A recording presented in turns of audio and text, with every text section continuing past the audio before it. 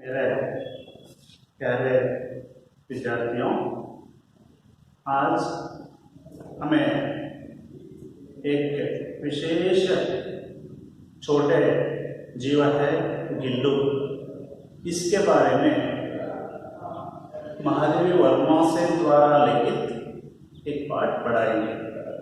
गिल्लू एक बहुत ही स्नेह भाव और अच्छे कोमल रूप में कोमल मृदु स्वभाव के एक छोटे जीव है।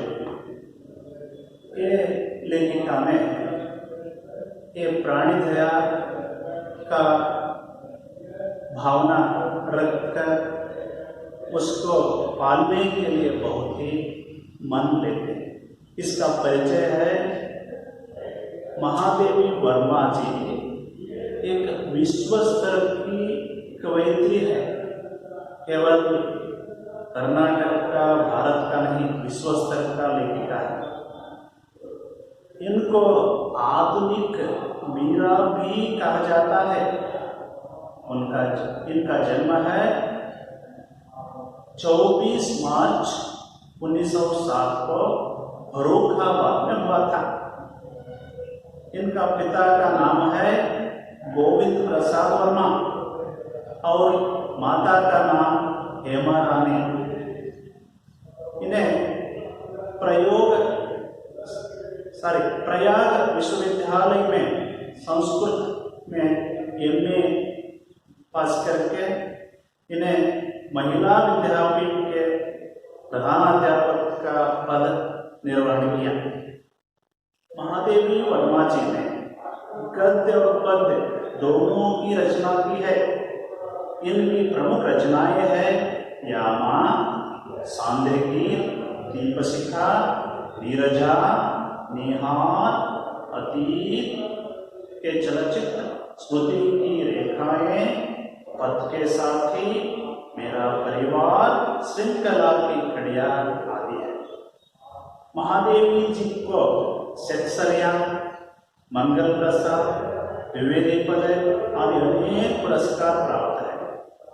उनकी यामा के लिए ज्ञानपीठ पुरस्कार प्राप्त है। इन्हें बहुत ही रचनाएं की है।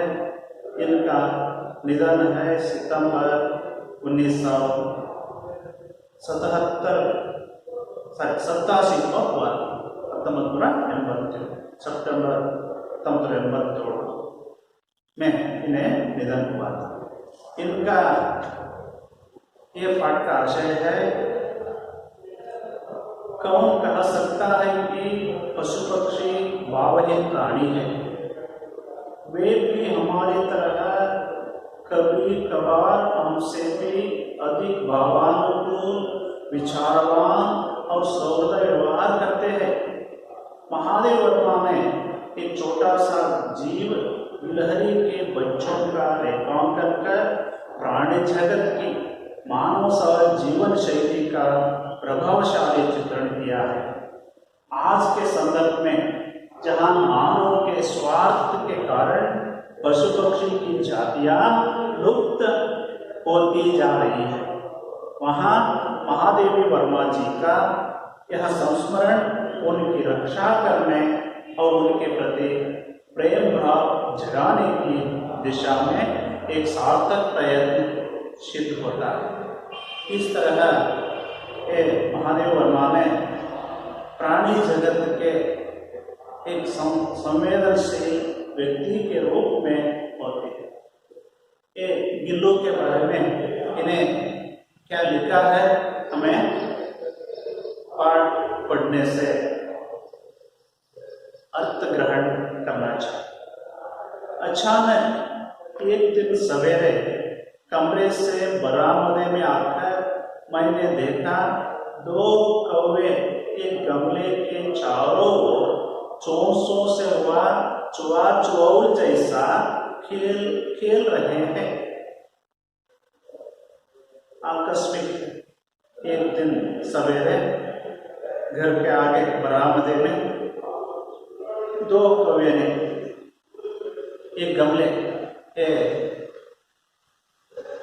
एक फूल दाने है ना, ये उसके और दीवार के बाजू इन्हें बहुत ही उत्साह से खेल की तरफ से होते हैं। यह काकभुसुंडी भी विचित्र पक्षी है। ये कौवा को काकभुसुंडी भी कहते हैं। ये भी विचित्र पक्षी है। एक साथ समादरित इनको बहुत ही गौरव से देखते हैं, अनादरित कुछ समय इनको बहुत ही अनादर भावना से देख सकते हैं, अति सम्मान और कुछ समय इसको आने के लिए घंटों तरफ इन्हें निरीक्षण के रूप में करते हैं।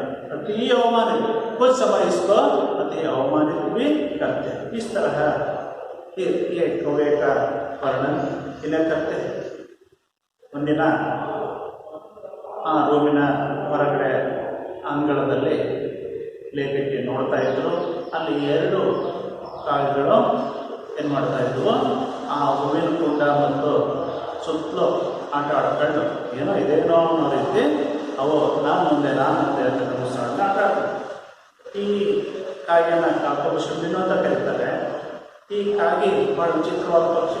ಕೆಲವು ಸಲ ಬಹಳಷ್ಟು ಗೌರವಿಸ್ತಾರೆ, ಇನ್ನು ಕೆಲವು ಟೈಮು ಅಷ್ಟೇ ನಿಕೃಷ್ಟವಾಗಿ ಕಾಣ್ತಾರೆ. ಆ ಥರ ಬಹಳಷ್ಟು ಗೌರವ, ಅಯ್ಯೋ ಯಾಕೆ ಕಾಗೆ ಬರಲಿಲ್ಲ ಹಾಗೆ ಅಂತಲೂ ನೋಡ್ತಿರ್ತಾರೆ. ಇನ್ನು ಕೆಲವು ಸಲ ಅಯ್ಯೋ ಕಾಗೆ ಬಂದವನು, ಕಾಗೆಗೆ ಇದನ್ನು ನೋಡೋ ಅಂತ ಹೇಳಿ ಅವನನ್ನು ಅವಮಾನಿಸ್ತಕ್ಕಂಥ ರೀತಿಯಲ್ಲೂ ಕಾಣ್ತಾನೆ.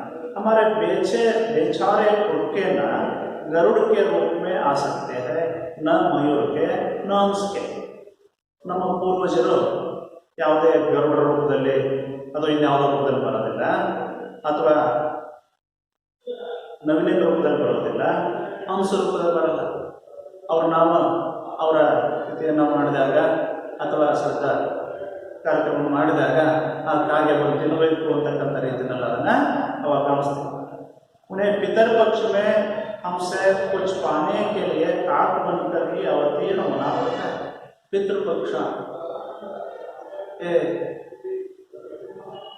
पूर्वजों के श्रद्धा के लिए, उनको गौरव देने के लिए पितृपक्ष का मास में इन्हें बहुत ही उनका श्रद्धा के भाव से पूजा करते हैं. उस समय जो उनको देने के लिए क्या रखती है, भोजन उनको आगे रखकर के कौवे आने के लिए निरीक्षण के रूप में बैठते हैं. इतना ही नहीं, हमारे दूरस्थ परिजनों को भी अपने आने का मधुर संदेश कर्कश स्वर में ही देना पड़ता है. कोई भी आने वाले संबंधी के पहले इन्हें हमको सूचना मिलती है. घर के ऊपर बैठकर आवकाव करते ही हमें वो कोई आने वाले हैं इस तरह समझते हैं. दूसरी ओर हम कौवा और आवकाव करने को अवमानना के अर्थ में ही प्रयोग करते हैं. और कुछ लोग इकट्ठे करते और कुछ छात्र इकट्ठे करते जो बोलते हैं कि उसको आवकाव करते हैं, कौवे के रूप में है, तुम्हें इस तरह ಅವಮಾನಿತ भी करते हैं. ನಮ್ಮ ಪೂರ್ವಜರು ಯಾವುದೇ ಒಂದು ರೂಪದಲ್ಲಿ ಬರೋದಿಲ್ಲ. ಕಾಗೆ ರೂಪದಲ್ಲಿ ಅವರ ಪಿತೃಪಕ್ಷ ಶ್ರಾದ್ದವನ್ನು ಮಾಡಿದಾಗ ಅವರಿಗೆ ಆಗ್ತಕ್ಕಂಥ ಎಳೆಯನ್ನು ಹೊರಗಿಟ್ಟು ಅದು ಬಂದು ತಿನ್ನಲಿ, ಕಾಗೆ ಬರಲಿಲ್ಲ ನೋಡು, ಕಾಗೆ ಬಂದು ತಿಂದಾಗ ಸಮಾಧಾನ ಆಗುತ್ತೆ ಅಂತಕ್ಕಂಥ ರೀತಿಯಲ್ಲಿ ಕಾಯ್ತೀವಿ. ಇನ್ನು ಕೆಲವು ಸಲ ಯಾರಾದರೂ ನಮ್ಮ ಸಂಬಂಧಿಕರು ಬರ್ತಾರೆ ಅನ್ನೋದನ್ನು ಸಹ ಕಾಗೆ ಮುಂದೆ ಬಾಗಿಲು ಮುಂದೆ ಅಥವಾ ಎಲ್ಲ ಕೂತು ಹೋಗಿದಾಗಿತ್ತು ಯಾರೋ ಬರ್ತಾರೆ ನೋಡುವಂತಕ್ಕಂತಹ ಸಂದೇಶವನ್ನು ನಾವು ತಿಳ್ಕೊಳ್ತೇವೆ. ಈ ರೀತಿ ಇನ್ನು ಕೆಲವು ಸಲ ಯಾರಾದರೂ ಜೋರಾಗಿ ಮಾತನಾಡಿದರೆ ಎಂಥ ಕಾಗೆ ಧ್ವನಿ ಇದ್ದಂಗೆ ನೋಡುವಂತಕ್ಕಂಥ ರೀತಿಯಲ್ಲಿ ನಾವು ಹೇಳ್ತೀವಿ. ಹಾಗಾಗಿ ಬಹಳಷ್ಟು ಅವಮಾನವನ್ನು ಮಾಡ್ತೀವಿ, ಅಷ್ಟೇ ಗೌರವವನ್ನು ಕೊಡ್ತಕ್ಕಂತಹ ಪಕ್ಷಿ ಈ ಕಾಗೆಯಾಗಿದೆ ಅಂತ ನಾವು ಹೇಳ್ತೀವಿ. मेरे काक पुराण के विवेचन में अचानक बाधा आ पड़ी, क्योंकि गमले और दीवार के संधि में छिपे एक छोटे से जीव पर मेरी दृष्टि रुक गई. निकट जाकर देखा, गिलहरी का एक छोटा सा बच्चा है जो संभवतः घोंसले में गिर पड़ा है और कौवे जिसमें सुलभ आहार खोज रही है. ये काकपुराण करते समय बीच में बाधा आ रही है, क्योंकि एक दीवार के संधि और फूलदानी के बीच में एक गिल्लू के बच्चे यहाँ गिर पड़ा। उसको देखकर ये कौवे ने अपना हार समझकर उसके इधर उधर देखकर उसको खाने के लिए बैठ गई।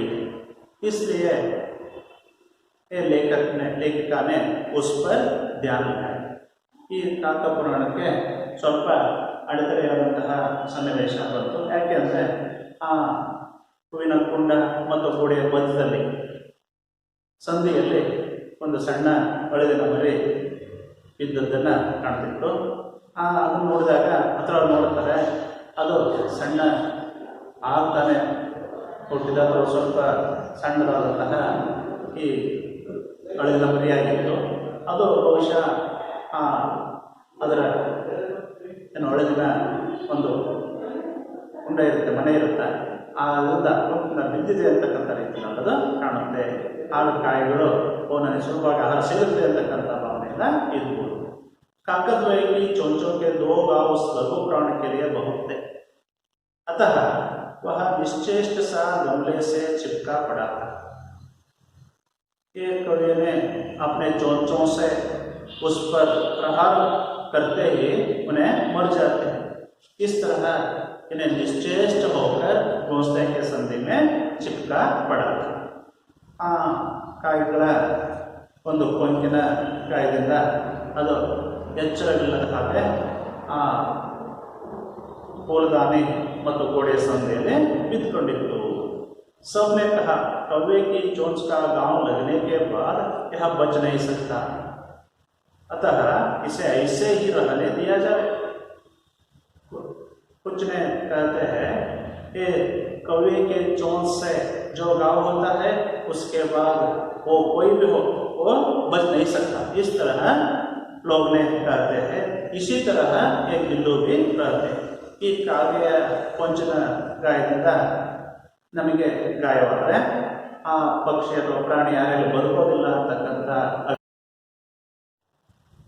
सुनिए।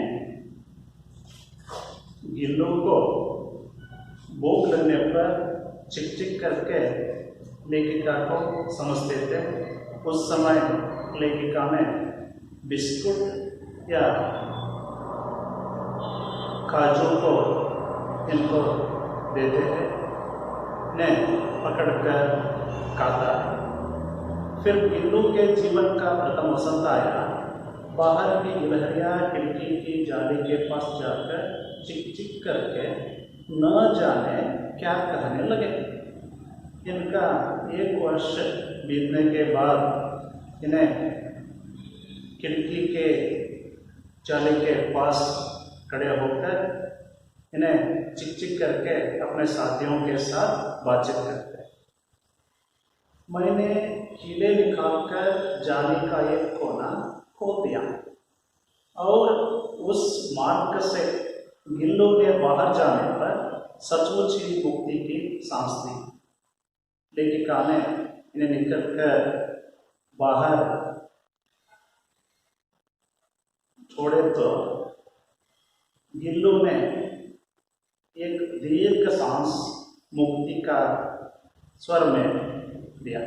इतने छोटे जीव को घर में पले कुत्ते बिल्लियों से बचाना भी एक समस्या ही थी। ये बिल्ली और कुत्ते को जैसे हमें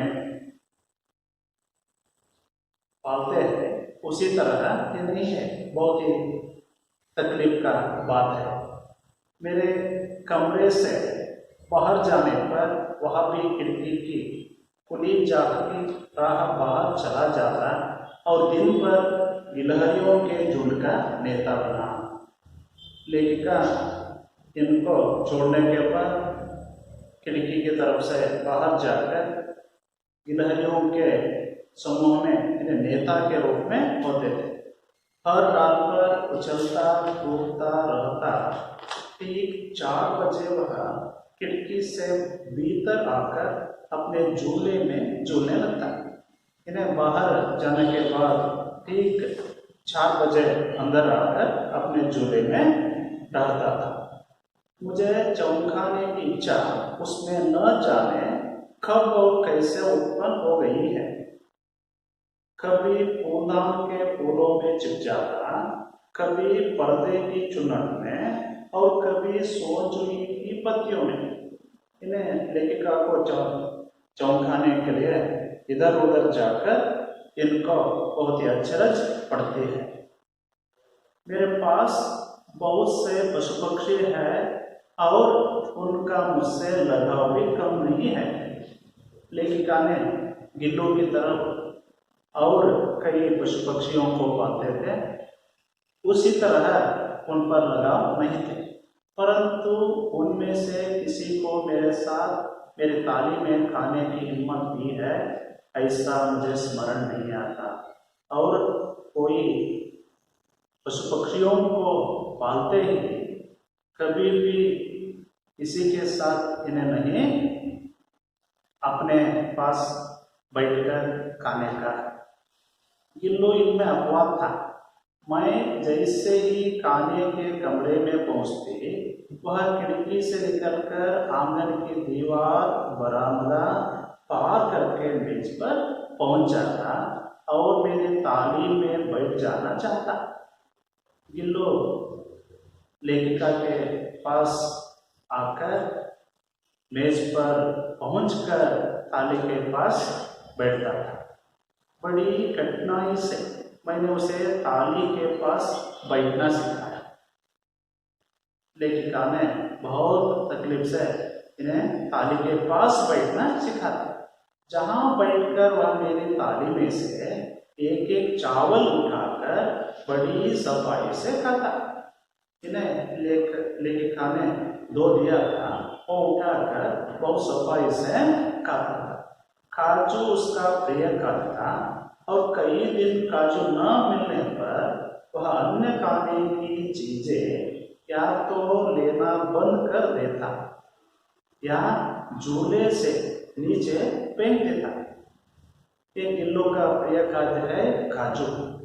ये नहीं मिलने पर अन्य खाद्य को इन्हें नहीं खाते थे, अपने झूले से बाहर फेंकता था।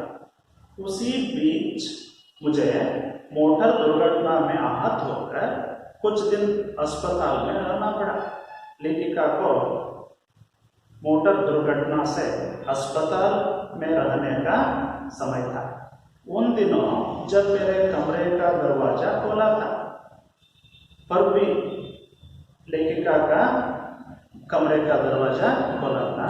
गिल्लू अपने झूले से उतरकर दौड़ता और फिर किसी दूसरे को देखकर तेजी से अपने घोंसले में जा पड़ता। जैसे तरफ बाहर आता उसी तरफ अंदर जाकर अपने घोंसले में बैठता। सब उसे काजू दे जाते, परंतु अस्पताल से लौटकर जब मैंने उसके झूले की सफाई की तो उसमें काजू भरे मिले। लेखिका ने अस्पताल से वापस आने के बाद इनके घोंसले को देखते तो उस पर बहुत से काजू थे। इन्हें सब नहीं खाते थे, सभी वहां भी छोड़ते थे, जिनसे ज्ञात होता था कि वह उन दिनों अपना प्रिय खाद्य कितना कम खाता। लेखिका ने सोचा था इन्हें इतना कम क्यों खाना, इस तरह सोचकर बैठते।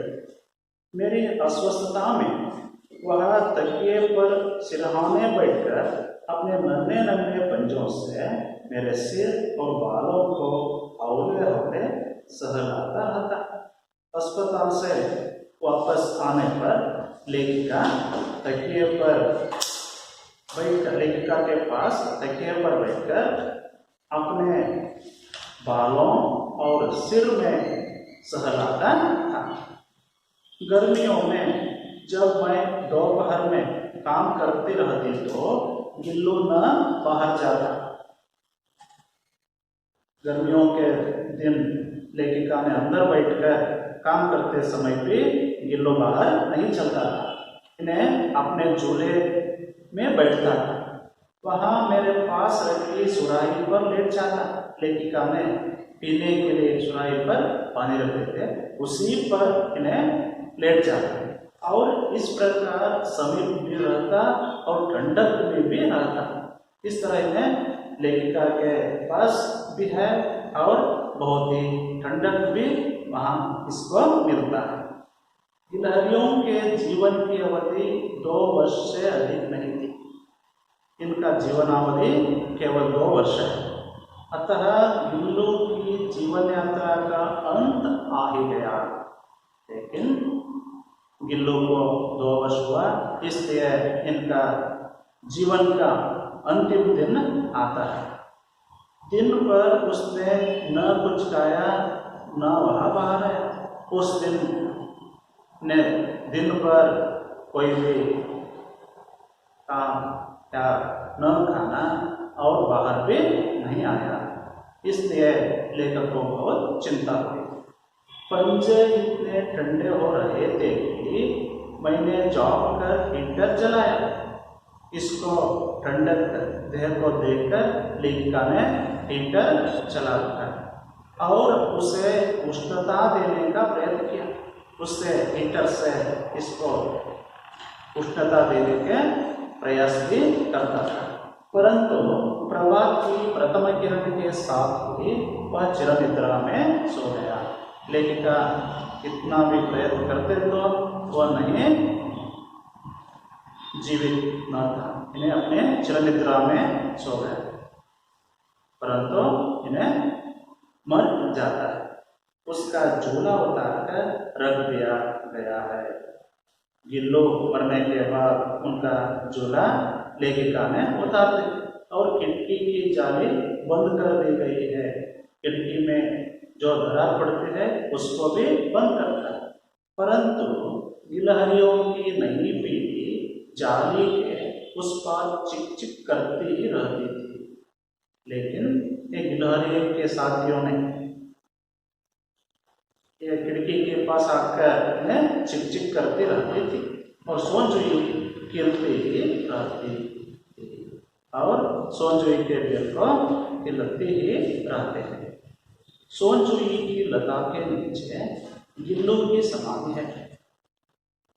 सोनजुई की पेड़ के नीचे भी इनका समाधि है, इसलिए भी कि उसे वह लता सबसे अधिक प्रिय थी। इसलिए लेखिका को भी ये सोनजुई की लता बहुत प्रिय होती थी। इसलिए भी कि वह उस लघु गाथ का किसी वासंती दिन जूही के पीताभ छोटे फूल के रूप में खिल जाने का विश्वास मुझे संतोष देता था।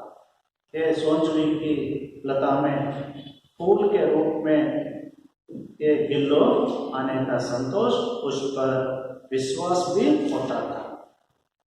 इस तरह लेखिका ने गिल्लो को अपने घर का एक सदस्य के रूप में इन्हें पालता था। इस तरह अपने जीवन में पशु पक्षी भावहीन प्राणी नहीं है और वे भी हमारी तरह खपरी गंवार इस अंश से भी अधिक भावनापूर्ण, विचारवान और सौम्य व्यवहार करते हैं। इस तरह लेखिका ने सोचता था। महादेव वर्मा ने एक छोटा सा जीव गिलहरी के बच्चे का रेखांकन कर प्राणी जगत की मानव सहज जीवन शैली का प्रभावशाली चित्रण किया है। इस तरह लेखिका ने बहुत ही अच्छी तरह प्राणियों के जीवन शैली का अपने मन में इन्हें जागृत करते हैं। इस तरह सार्थक जीवन के रूप में पशु पक्षी जातियाँ लुप्त होती है। लेखिका ने अपने जीवन में और कई पशु पक्षियों में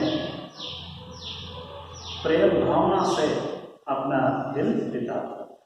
लेखिका का यह मधुर और प्राणियों के बारे में प्यार अपने को बहुत ही संतोष देती है। तुमने भी यह पढ़कर आने की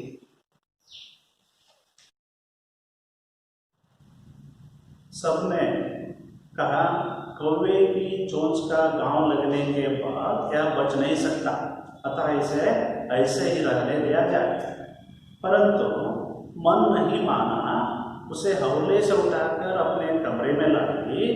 फिर रुई से रक्त पोंछकर गांवों पर पेंसिलिन का मरहम लगाया। कई घंटे के उपचार के उपरांत उसके मुंह में एक बूंद पानी टपकाया जा सका। तीसरे दिन वह इतना अच्छा और अस्वस्थ हो गया कि मेरी उंगली अपने दो नन्हे पंजों से पकड़कर नीचे बांस के मोतियों जैसी आंखों से इधर उधर देखने लगा। इन्हें अपने रोग पर लगकर इसको पेंसिलिन लगाकर उपचार करने के बाद इनके मुंह में पानी टपकाया। इस तरह इन्हें स्वस्थ हो गया। तीसरे दिन और इतना अस्वस्थ होगा कि अपनी उंगली से लेकर के